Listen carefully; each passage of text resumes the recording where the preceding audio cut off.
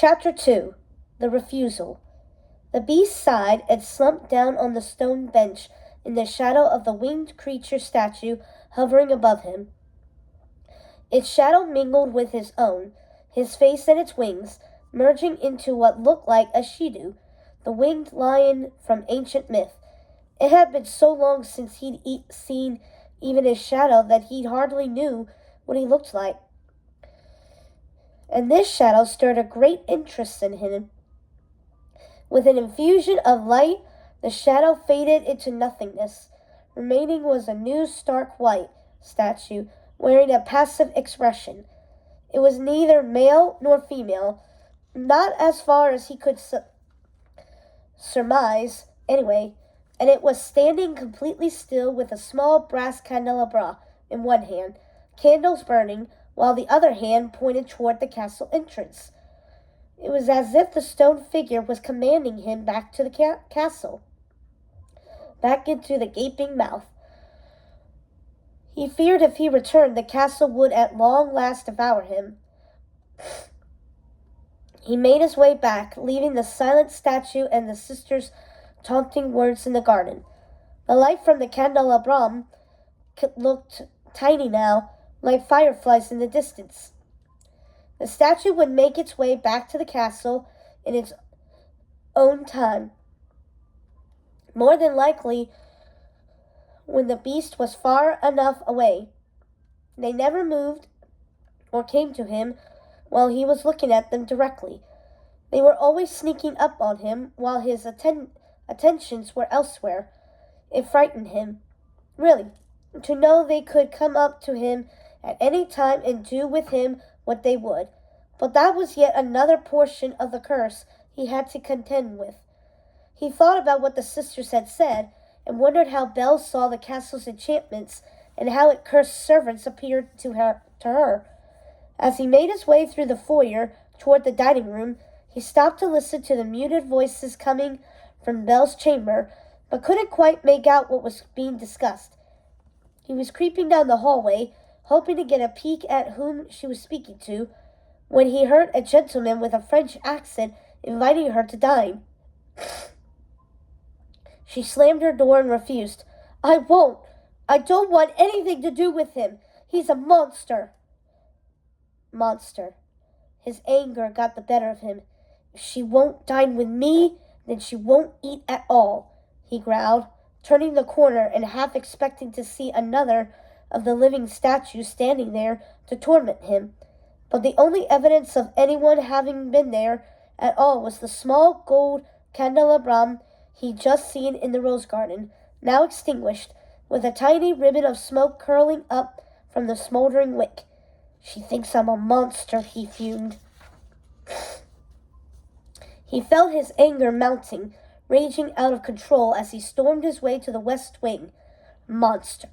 His claws gouged the wooden banister as he went up the long stairway, wishing it was flesh and blood, not splintering wood.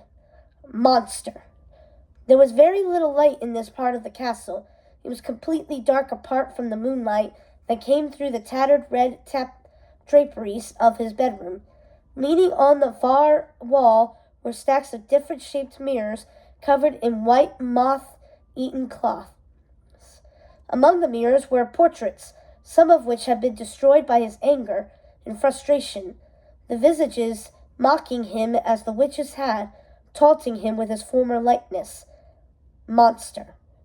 He couldn't light a fire in the staggeringly large fireplace or the torches on the wall brackets. His paws couldn't master tiny things like matches, and the servants weren't allowed into the west wing. Not even the sisters came to this part of the castle. He had escaped their mockery for long stretches of time when he spent most of his days here in the beginning, hiding away, letting his anger swell to epic proportions, fearful of what he was becoming, yet intrigued concurrently. It had been that way at first, hadn't it? Intriguing. The subtle differences in his features, the lines around his eyes that frightened his foes when he narrowed them, using a look rather than words to strike fear into his enemies, was very useful indeed. He had looked upon himself in the mirror in those days, trying to distinguish which sorts of deeds caused the most horrific alterations in his appearance. Knowing that this was degenerative curse that wouldn't abate, the sisters seemed to know of his compulsion and teased him about it, saying he would suffer the fate of their cousin's second wife if he wasn't careful.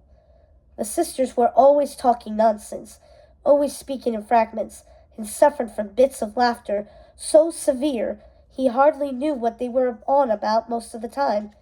He was not sure even they were aware. Could it all be the rambling of maddened minds?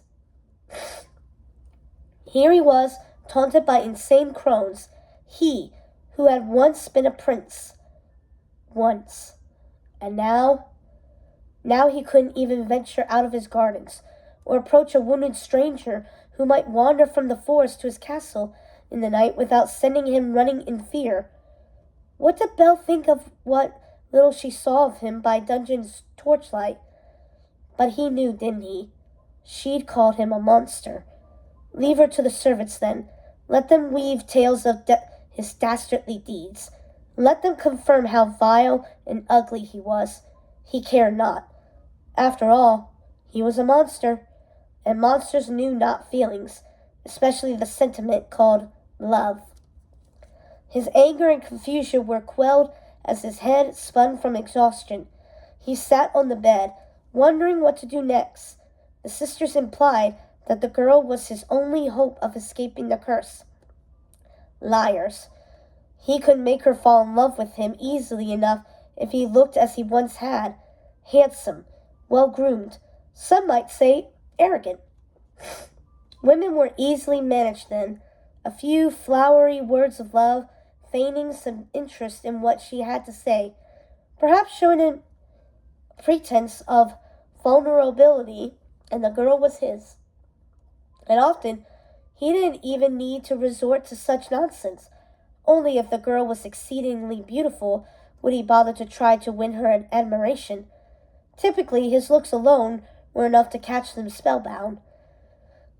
But the way he looked now, he had no idea how to go about this with Belle. He pushed himself onto his feet, feeling the rough and tattered sheets with the pads of his paws. Perhaps he should let servants in to make the bed, dust the windows, and mop the floors, to have him live more like a human being than the monster he had become. He stood on shaking legs, still dizzy from the rush of animal anger he felt when he heard Belle call him a monster. He moved to the mantel, where he kept the enchanted mirror the sisters had given him long before. He stood there for a moment, taking a deep breath before he looked at himself. It had been far too long since he had seen his own reflection. He had to see how his odious deeds had etched themselves upon his face. His paw rested on the sheet that was draped over the frame. Then in one movement, he tore the sheet away and tossed it aside, revealing the looking-glass and the tarnished reflection that stared back at him. Monster. The only indication of what he had once been was soulful blue eyes, which teemed with humanity. Those hadn't changed. They were still his. But in all other respects, he had become exactly what he had feared, and indeed, it was worse than he ever could have fathomed. His knees buckled as his world started to close in. His scope became narrower until he found himself in utter darkness, spiraling into a vision of his past, of himself as he'd once been, before he became a monster, before he became the beast.